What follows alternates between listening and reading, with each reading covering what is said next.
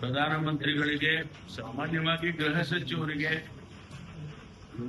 ಮತ್ತು ಕೃಷಿ ಸಚಿವರಿಗೆ ನಾವು ಭೇಟಿ ಮಾಡಿ ಅವರಿಗೆ ಕೊಡ್ತೇವೆ. ಗೃಹ ಸಚಿವರ ಅಡಿಯಲ್ಲೇ ಬರುತ್ತೆ ಇದು, ಯಾರ್ದು SDRF, NDRF ಇವೆಲ್ಲ. ಹಾಗಾಗಿ ನಾವು ಅಸಿಸ್ಟೆನ್ಸ್ ಅನ್ನ ಕೇಳೋದಕ್ಕೆ ಮೆಮೊರಾಂಡಮ್ ಕೊಡ್ತೇವೆ. ನನ್ನ ಮನವಿ ಏನು ಅಂತಂದ್ರೆ, ಕೇಂದ್ರ ಸರ್ಕಾರಕ್ಕೆ ಕಳೆದ ವರ್ಷ 3,500 ಕೋಟಿ ರೂಪಾಯಿನ ನಾವು ಅಂತಿಮವಾಗಿ ಅವರು ಹೇಳಿದ್ರು, ನಾವು ನಮಗೆ ಕೊಡ್ಲೇ ಇಲ್ಲ, ಕೊನೆಗೂ ಕೊಡ್ಲಿಲ್ಲ.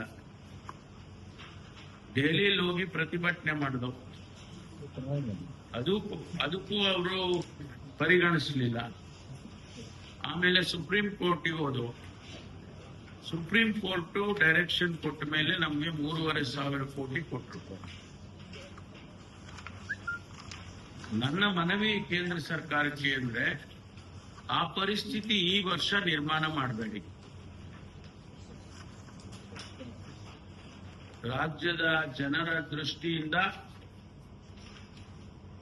ಜಾನುವಾರುಗಳ ದೃಷ್ಟಿಯಿಂದ